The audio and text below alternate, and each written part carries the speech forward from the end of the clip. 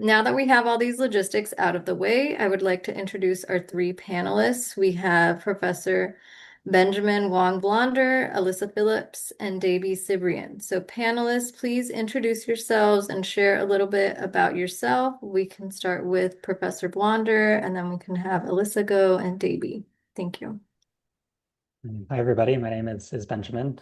I use he, him pronouns, and some of you might know me from Bio 1B, a class I teach during the spring semesters, and also IB SPUM C153, which is Introduction to Ecology.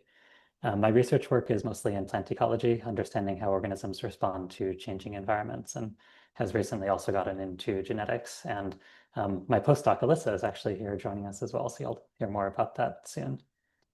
We've had SPUR students in my lab since 2020 when I initially joined, and we'll be recruiting some this year as well. Looking forward to talking more about the program.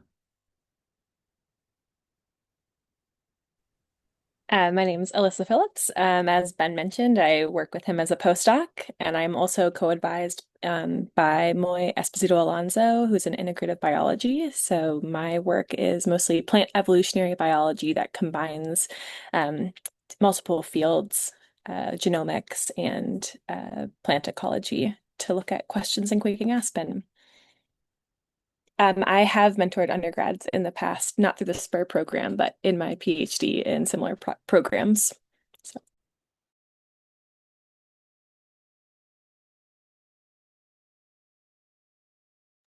Davy, if you could introduce yourself as well. Hi everyone. I'm Davey. I'm a PhD candidate with the POTS lab. The lab is very diverse. It's an interdisciplinary group that expands different kinds of expertise, including carbon removal and climate mitigation, forest management, biodiversity conservation, and tropical ecology, land use planning, land use policy, and ecosystem services, biofuels, plantation agriculture, and environmental economics, community-based and public impact research partnerships. And my work primarily revolves around the social environmental health impacts of digital transformations. So this includes looking at digital industries like cryptocurrencies and AI.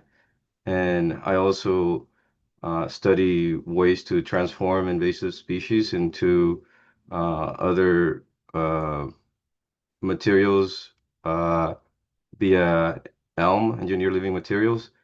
And I have mentored several students through URAP before, and I'm looking into potentially pursuing becoming a SPUR mentor in the upcoming spring semester. And the POTS lab has also mentored several students through SPUR in the past. So I'm just here representing the lab. Thank you everyone for introducing yourselves, and thank you for joining us today. So next, I want to give us a quick overview of the SPUR program. So the Sponsored Projects for Undergraduate Research Program encourages faculty and undergraduate students in the Rausser College of Natural Resources to collaborate on research projects by providing a grant to support their joint project. So the funding for this program is generally donated by Rausser College alumni. And students may participate in the SPUR program by applying to a faculty-initiated project or creating a student-initiated project. This panel will be highlighting how to navigate applying to faculty-initiated projects. So currently, students can submit their applications for up to 3 faculty-initiated projects between now and September 3rd at 4 p.m. To apply, students will need a resume, cover letter, and unofficial transcripts. And some SPUR projects also require an interview before selection. And please note that first semester freshmen are not eligible for the fall SPUR cycle. So we do have a couple questions that we want to start off with. We're going to list them all now so that our panelists and the audience can start thinking about them. And the Q&A feature is open so that you can start submitting your questions as well. So these first 3 questions, and Temple, if you would be able to put those in the chat for us. So these first 3 questions, first one, what was your first experience with research and how have you built confidence within the field since? The second one will be, how can a student without prior research experience stand out in an application? And third, what does mentorship look like in your lab? And do SPUR students in your lab primarily work with the faculty or postdocs or graduate students? So we'll of course start with question one.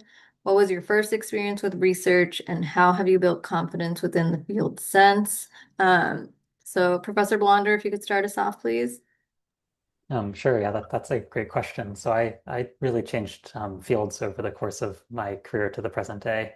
My first research experience was in biophysics. I thought I was really interested in more physical and lab-based aspects of nature, and got a REU funding my first year as an undergraduate student in that summer between my first and second year. So that's research experience for undergraduates. It's a federal program, and everyone here is likely able to apply for that as well, at least depending on residency and citizenship.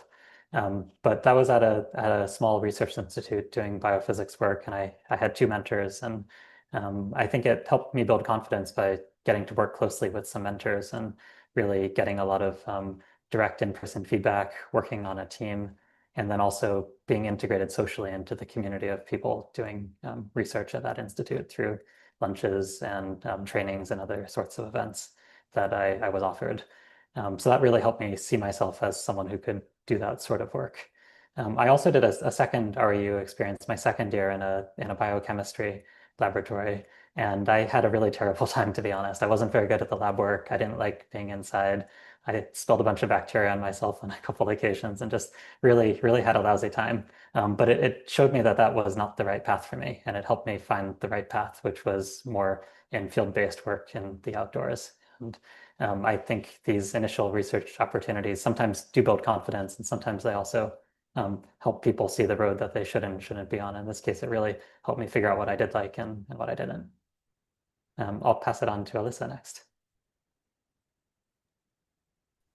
For undergrad, I went to like a liberal arts university where most of the research done at the college was done by either master's students or undergraduates. So it was undergrad driven research, which is one of the reasons I was excited to go there as an undergrad. But when I think it was in my freshman year, I went to some kind of meeting just like this one, where it was like faculty members recruiting students to come do research. And I reached out to one of the faculty members and got involved. And I was just I liked doing experiments in high school. So I wanted to do that at the college level.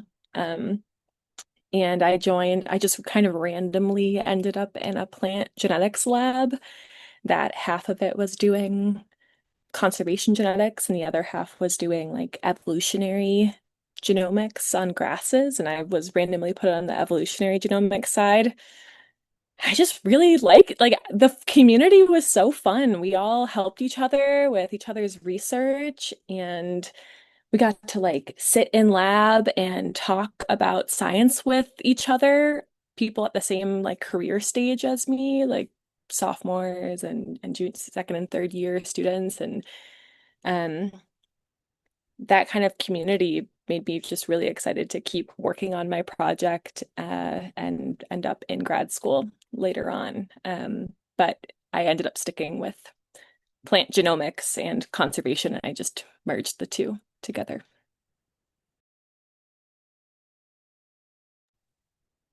So during my sophomore year as an undergrad, I was able to pursue some funding.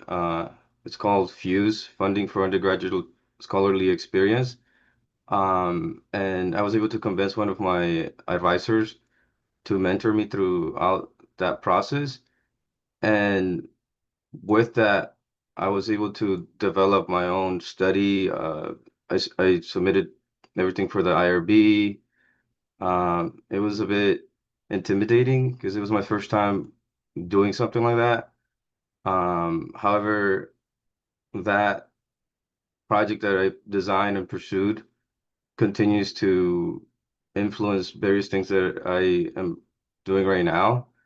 And for that project, I was primarily looking at uh, educational attainment and community health and just different things tied to health disparities and um, tied to different kinds of inequities. And um, it again continues to influence the experiences I had with the different projects that I'm pursuing right now. Um, yeah.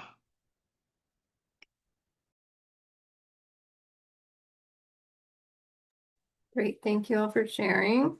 For our second question, how can a student without prior research experience stand out in an application? So we can start again with Professor Blonder, please. So I'll be happy to answer this question, but I want to just say to everybody who's in the room considering applying that this is how things would look in my lab, and it may be very different with other mentors. So please, don't generalize too far from the way we do things. I would say in our group, we view SPUR primarily as a way to get people into the research world who specifically don't have any prior research experience. So actually having a lot of previous experience would be more of a disqualifying factor than a qualifying factor for us. What we're looking for primarily are people who are really interested in exploring this as a pathway for themselves, where they're not necessarily sure if it is for them or it isn't, but they'd like to find out. And we see for us SPUR being an opportunity to let those people try it out and learn some new skills and get involved in something that might be very new to them. We're also looking for people who are going to work hard and be passionate and be professional as part of their experience. So we're looking for people who are good communicators in their application, or people who have demonstrated through some past activity that they have a capacity to see something through. That could be, doing some other sort of volunteer opportunity. It could be working at a McDonald's and doing a really good job at it. It doesn't necessarily have to be something academic, but just people who look like they're ready to take on something challenging and make the most of it.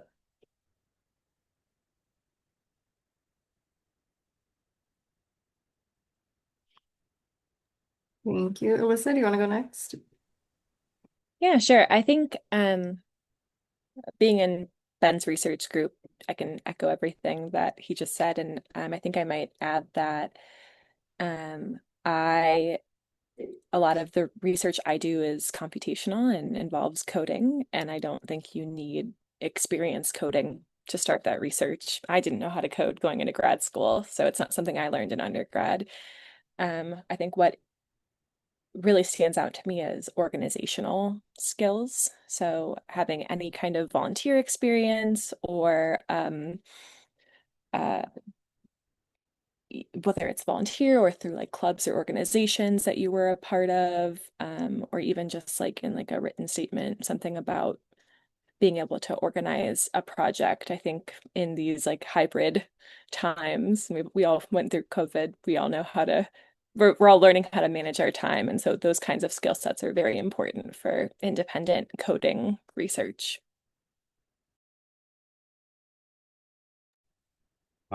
I echo what has been mentioned, and I guess I'll speak to my experiences mentoring students. So I was fortunate enough to develop two URAPs, one focused on examining the social environmental health impacts of digital transformation, specifically focusing on El Salvador, which was the first country to adopt the cryptocurrencies legal tender in 2021. I developed a URAP to study different aspects of these transformations. One is more focused on using large language models to conduct a sentiment analysis on how um, these changes are being uh, perceived through different news media sources. And then there are two more projects that are focused on the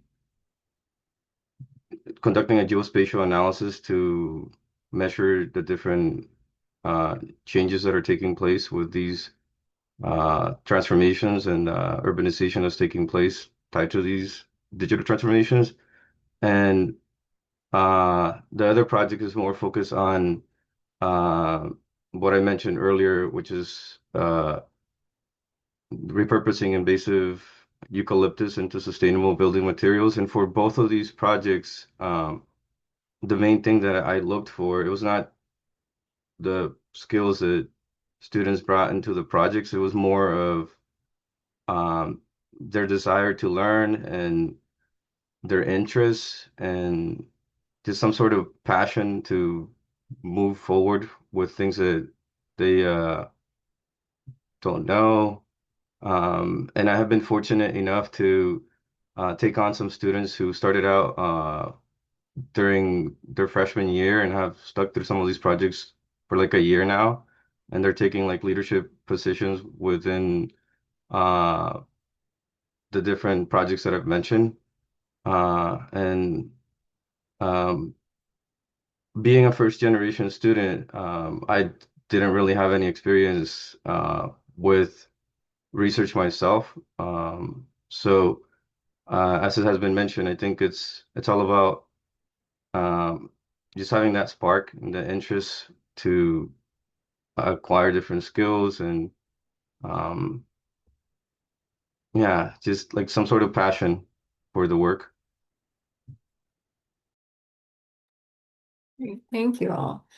So for our third question, what does mentorship look like in your lab? Do SPUR students in your lab primarily work with the faculty or with postdocs or graduate students? Can go in the same order. So we'll start with Professor Blonder again.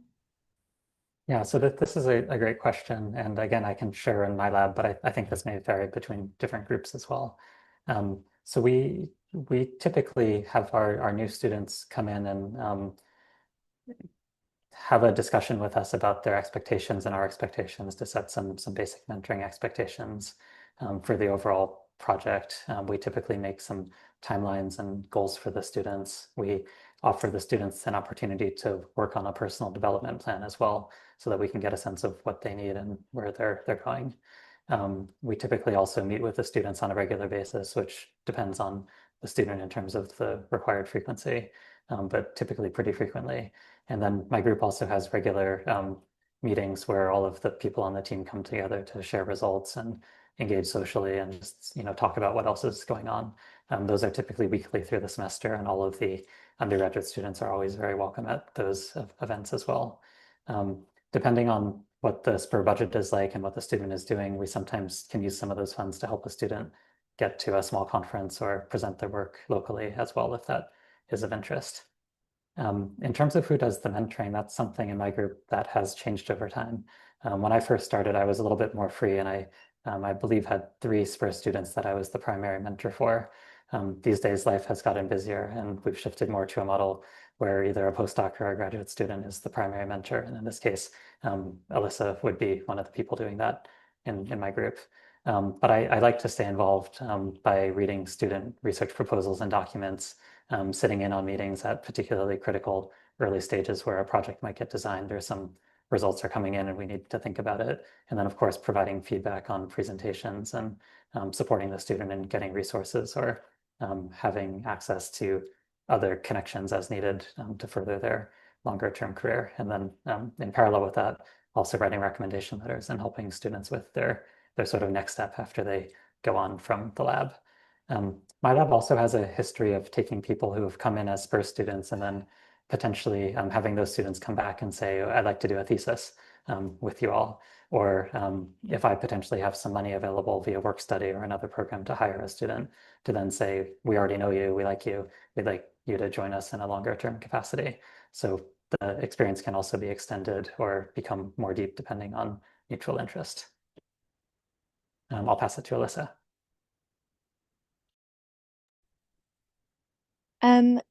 Yeah, so my personal mentoring style is to although I have some ideas for what projects would be useful in the lab, trying to align the specific project with the student's interest. I think we all have the most fun when we're doing things we like. So whether that's if the student has like a strong interest in one direction or the other, we can kind of adjust the project that way.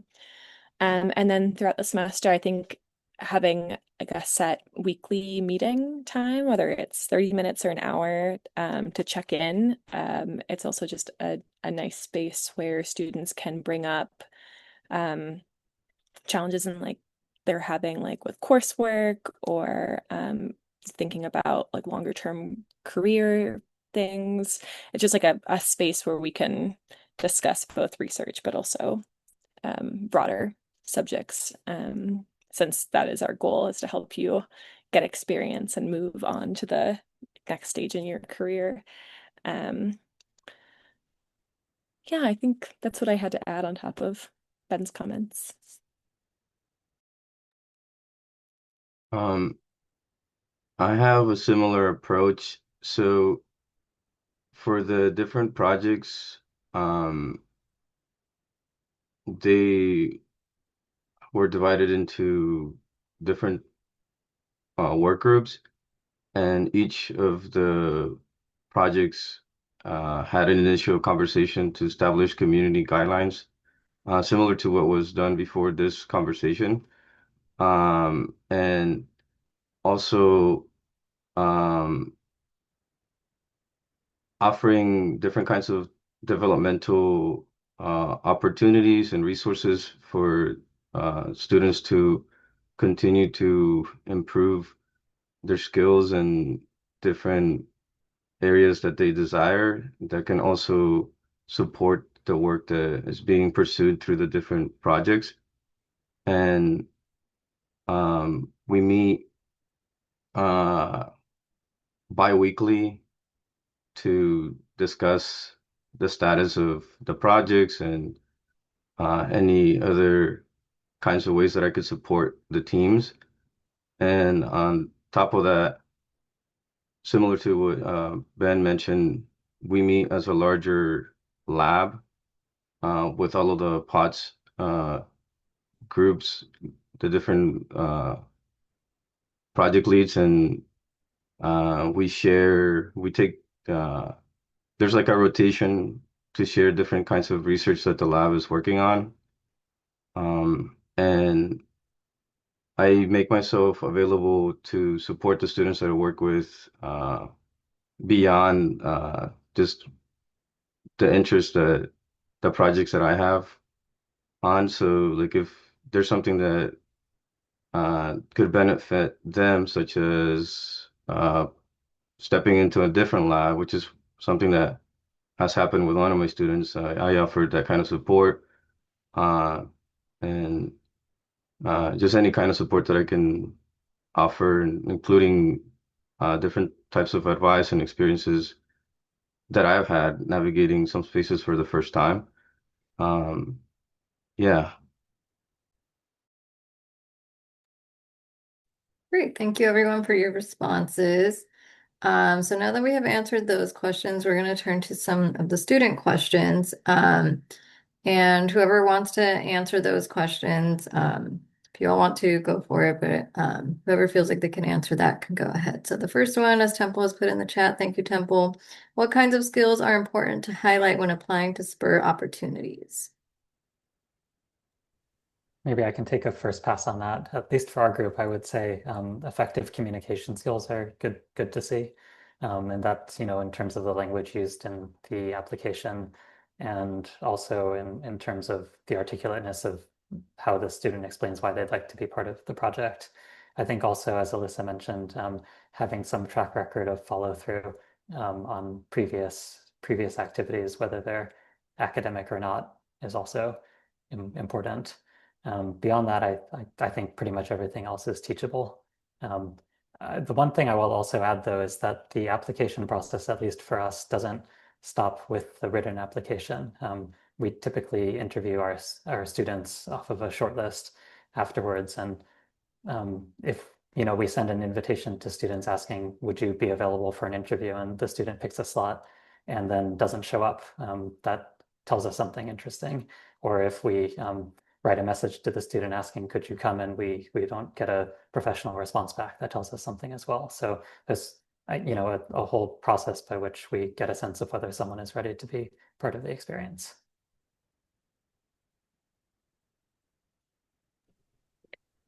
I would also add that highlighting any leadership experience you have is a really nice way to signal some independence and organizational skills in your application, whether that be leadership roles and in anything really, is always useful to C.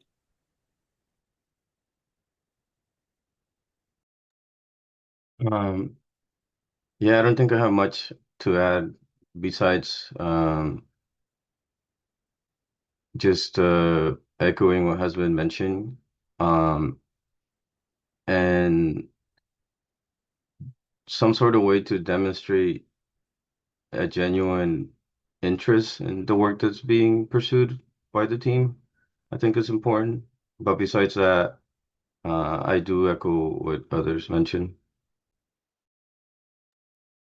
Great, thank you. So for our next one, a student stated that they're worried that their GPA could lower their chances of being denied, although it would be their first research position, and they are extremely excited in researching about topics that pique their full interest and they're motivated to create an impact. So what would you all say to students that are feeling, like their GPA could lower their chances of being approved for research here? I can say that I don't think, to my recollection, we look at students' GPAs when we do this selection, so I don't think it would register. It wouldn't be a selection criterion. If you are particularly worried, you could always you could always address it in your cover letter and just mention that, that this is a reality, that somebody might read off of the paper, and you could say, hey, like, I'm working on it, or address it however you feel like would make you more comfortable in your application.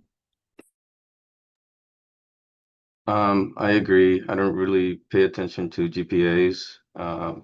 Essentially, what I said before, a genuine interest in the project, and a desire to grow and gain new skills is the main thing that I look for. Thank you.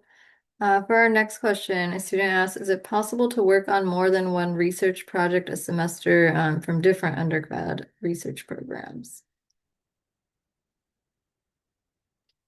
I can take this question. It is important to highlight that the SPUR policy is you can only work on one SPUR project per semester. However, it did say, different research projects, and I know that there are also URAP postings, and sometimes students will decide whether they can do both SPUR and URAP. And I'd say there's no official policy for, doing SPUR and URAP together. Though in general, we want to encourage students to, think about how they manage their time wisely. You're going to be taking classes alongside these research opportunities.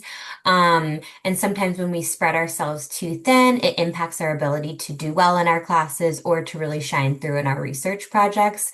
So I really encourage students to think about like what's the best use of your time here, and yeah, like would it be more beneficial to put your heart and soul into one project rather than spreading yourself too thin? Great, thank you, Sarah. For our next question, a little bit more logistical too. What is a cover letter? Students stating that they are transfer students or for semester and they're also wondering if an unofficial transcript from community college would work for the applications. I can maybe address for the cover letter part. So this is a document that we typically look for in this application and then many other types of job applications, which typically is a document that's under a page. Often it can just be a paragraph or two. And it's sort of your opportunity to tell your story in the way you'd like to say, like, this is me. This is why I would like to work on this job. This is how I think I could help your team. This is why I'm a good fit. So it's just a couple of quick paragraphs to sort of share your story and put your best foot forward, and potentially as well give some additional context to the other documents that you would be providing. So for example, if you did have that low GPA and you felt like you wanted to say something about it, that would be a place you could do it. Or if working on this particular topic is a lifelong dream of yours, that would be a place you could say so. Or really anything else that might be relevant for the person looking at the applications to consider. In terms of the second question, I don't know the answer. Yeah, I can take that one. If you're an incoming transfer student, yes, please include your unofficial transcripts from your community college. I think that that would be the best course of action. Great, thank you all. Also want to note that we also have Jen Racklin from the Berkeley Career Engagement Center coming into the Rouser College of Natural Resources, the student center on Tuesdays from 11:30 to 12:30 if any students need support with their application materials. Okay, for our next question, if there is a gap in consecutive school semesters, would it be beneficial to address it in the cover letter? I think just, anything that provides some context about who you are and what your journey has been can be helpful. I don't necessarily think having a gap would be a problem. So if you don't think it's a problem, we probably won't think it's a problem. But if it's interesting to tell us about it, or it tells us something else about you, I would feel free to address that.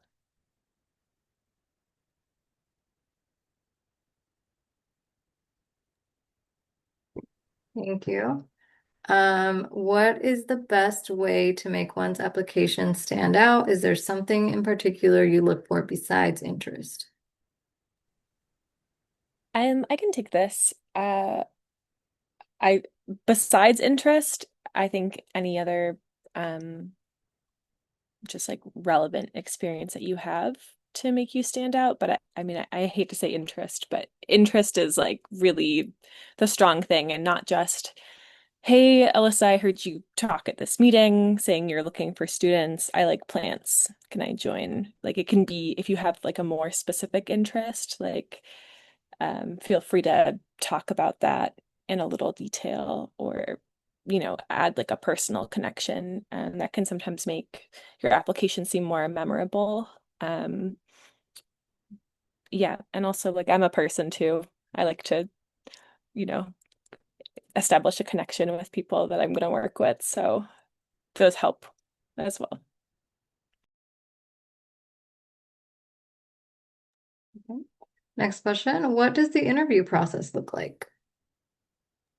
I can maybe take this as a starting point. And again, this would just be how we would do things in my group. Others may differ.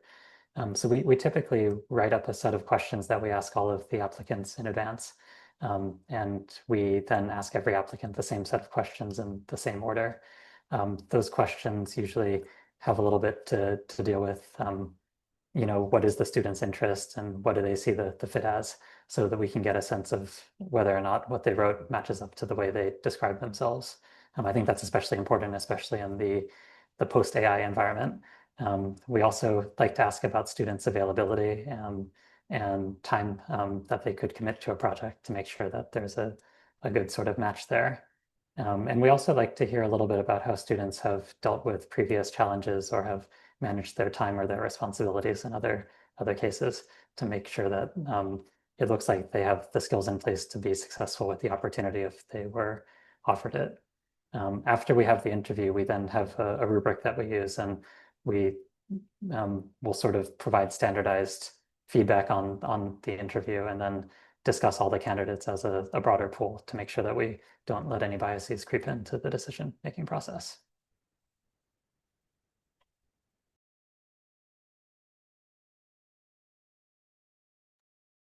Okay, thank you. For our next question, what is the process of the research projects once all the applicants are chosen and it's time to start?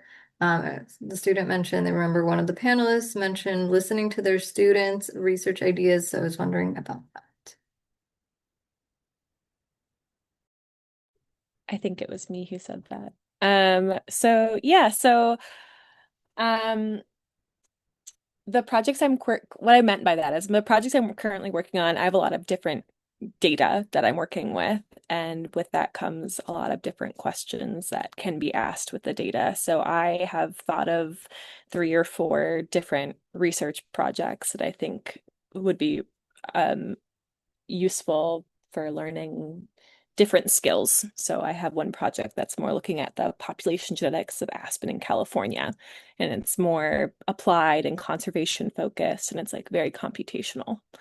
And so if somebody was interested in genetics or California aspen, I might lean them that direction to work on that project.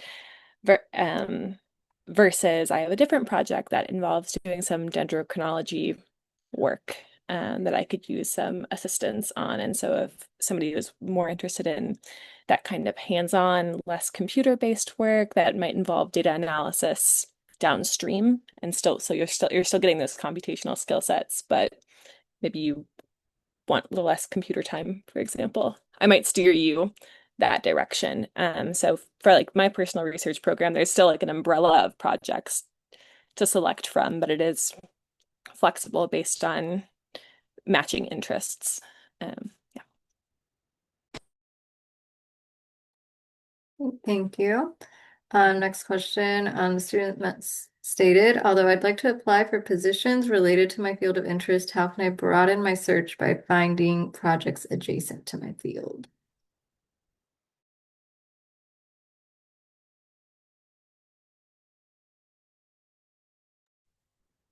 I'm not sure I'm going to address this the way this person would like, but I'm aware that the campus also now has this discovery hub where a lot of opportunities are listed. And while there are a lot of opportunities there, it's not an infinite number. And I personally, if I was in that position, would probably just click through every single page and see what stuck out to me as having some interest.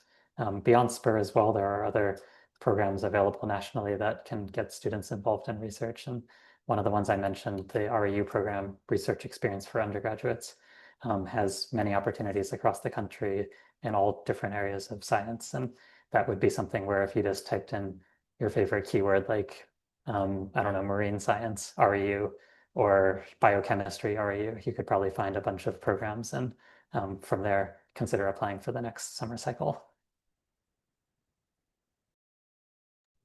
I think I have something to add here.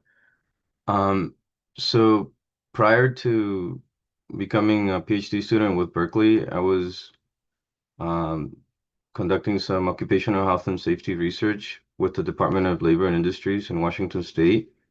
Um, and the way that I have approached things is just um, the logic models that are used for research in different disciplines can parallel um, what is being done in other types of projects. So just leveraging different kinds of skills that you acquire in other spaces and paying attention to how to work that into the new projects that you'll be pursuing can be really helpful. And then just being strategic with how you shift into the new type of work that you'll be pursuing. And um, that includes paying attention to the methods and skills that need to be acquired to venture into the new uh, research. That's how I have approached things, at least. Great, thank you. For the next question, some similarities here. If you have past research experience in a different field but would like to get involved in a different type of research, i.e. the student's talking about experience in bioinformatics but wants to transition to wet lab work, how should this be communicated in the cover letter? I think I would just simply say so in the cover letter, and then maybe also tell a bit of a personal story explaining why it would be meaningful to make that transition. But I think that sort of pivot happens all the time, and if we as one of the potential host labs can see ourselves as being someone that could help a student along their journey, then it helps us say yes to that student. It's just also adding it's okay to want to switch fields just because you don't like it. That's something that we talk about with incoming graduate students when they're trying to figure out what research they want to do for the next 5 years is, do you like field work? Because if you don't like field work, maybe you shouldn't pick a project where you're going to do a lot of field work. And so if you don't like wet lab work and you did an experience and you found that wasn't really for me, I really enjoyed the data analysis at the end, that's a very valid reason for not wanting to continue doing wet lab research. Thank you. Next question. Once a student gets accepted to join a lab, how long is the minimum commitment? Is it for the entirety of the year? Do we present on our research to a faculty panel or after the end of the semester, or do we mainly assist on the project?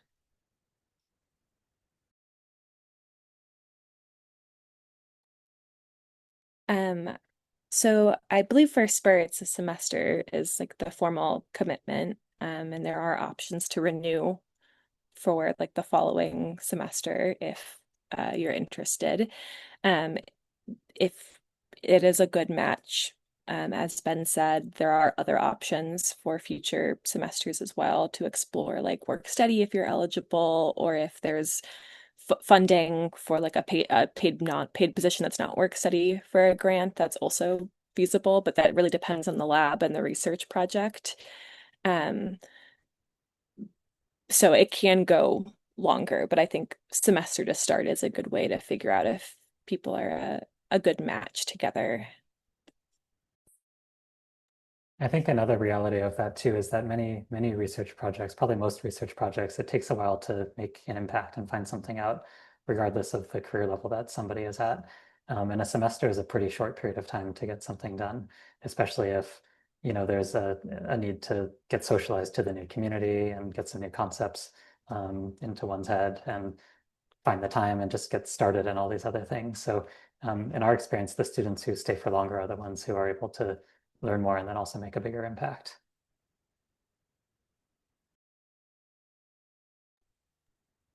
Um, that has been my experience as well. I've been mentoring some students through Europe for about a year and a half now, and those who stick around, well, not stick around, but those will. So Europe is similar to SPUR, where students have to sign a contract for about a semester, and there's more opportunities for the students to grow and to take on leadership positions um, after one semester because there's not enough time to do what Ben said already. Um, yeah. Thank you.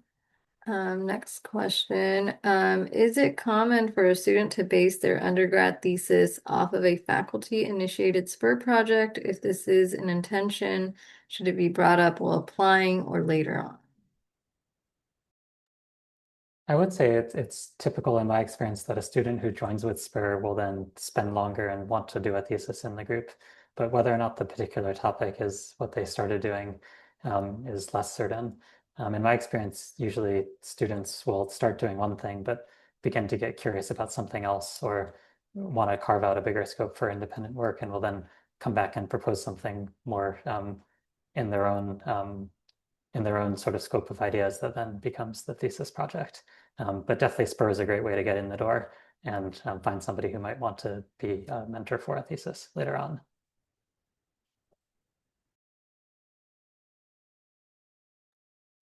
Thank you. Are the applications collectively reviewed at the end of the application cycle or are the decisions rolling?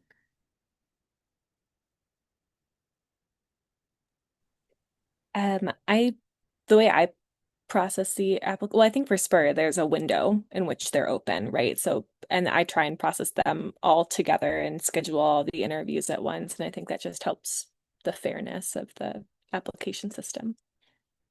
But if you have a friend that's interested in research in like 2 months, there are other options too, if they other programs and opportunities in the spring if they miss this window. Yeah, and just to kind of build off what Alyssa is saying here is submitting your application before the window closes doesn't increase your chance of getting a position. The faculty don't have access to any of the materials until after the window closes. So, just to make sure for the fairness there as well. Yeah, and I can say as well that, reviewing all the applicants fairly and well takes some time. So we like to do it in a single pass rather than doing it if things trickle in late. And I think for maximum fairness, we also would prefer to just review the main pool once and make a decision. And anybody who comes in late, we just ask to come back another semester so that they can be given a fair shot with everybody else.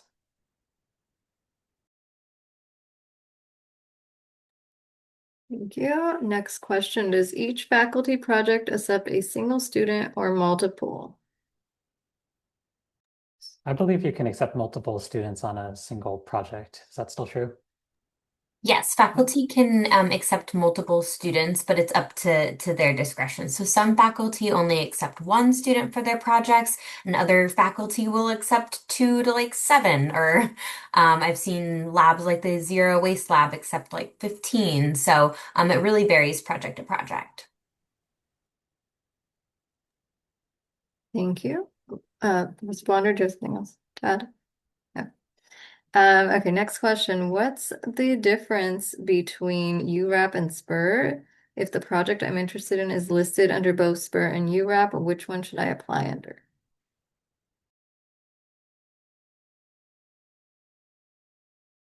So I can kind of talk about the differences between SPUR and URAP. So SPUR is for Rouser College faculty working with Rouser College students. So only Rouser College students are able to apply to SPUR projects.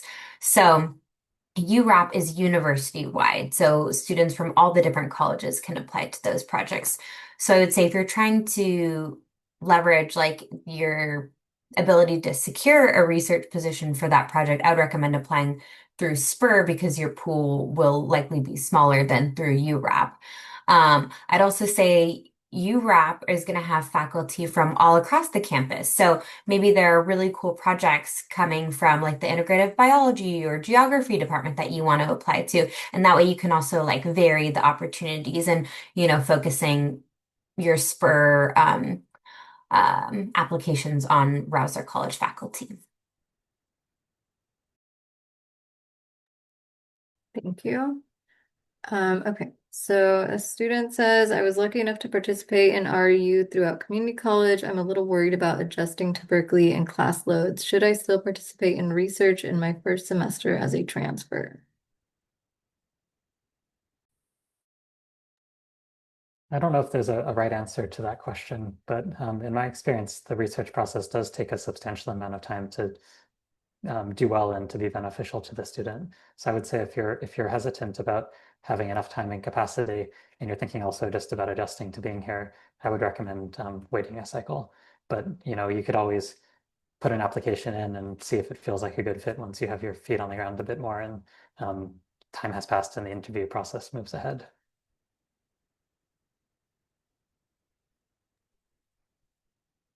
I'd also add that if you do accept a position and when you're in it, it feels like it's becoming a lot, that's important to communicate to the people you're working with.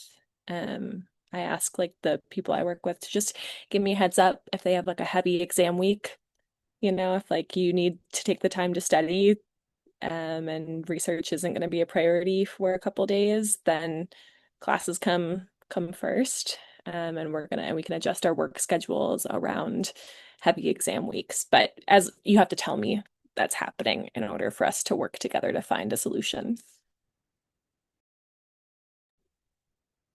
I have a similar approach to what Alyssa just mentioned. Usually when I'm meeting with students, I ask them how they're doing and how's the semester going for them. And we discuss whether or not we should be meeting during certain times and stuff like that. Yeah, I appreciate that kind of approach. Thank you. And now for our last question, does the faculty or advisor primarily guide the research or does the student independently do the research? What role does the student have? I think this depends a little bit on whether it's a faculty directed or a student directed project, which are the two ways that you can apply through SPUR. I think this panel is mostly focused on the faculty directed. So in that case, typically the faculty member has a project in mind with a pretty well-defined scope that they're then looking for help with from the student. But that doesn't necessarily mean that the student is only taking direction and is not doing any of their own thinking. In a best case situation, it's more like the general sort of scope of work has been set, but the way in which it could be carried out or the specific questions asked within that umbrella can be within the student's domain. It also depends a little bit on who the student is and what their level of preparation and independence is walking in the door. Some students will benefit from having more initial support and more guidance, and other students benefit from being given more independence and a chance to sort of run with something. So it really is like a dialogue between the mentor and the mentee.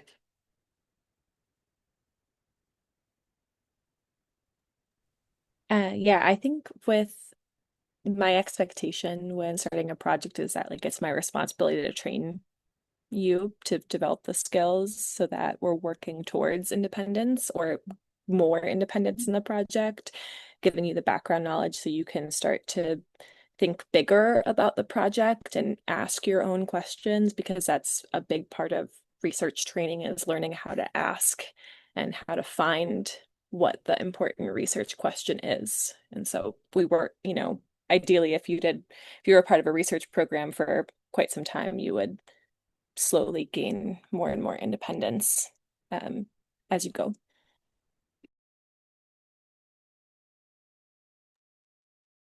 We had a similar approach in the initial stages of the projects that I was mentioning, where we discussed various pathways that could have been taken with the research project and different methods to explore and things like that.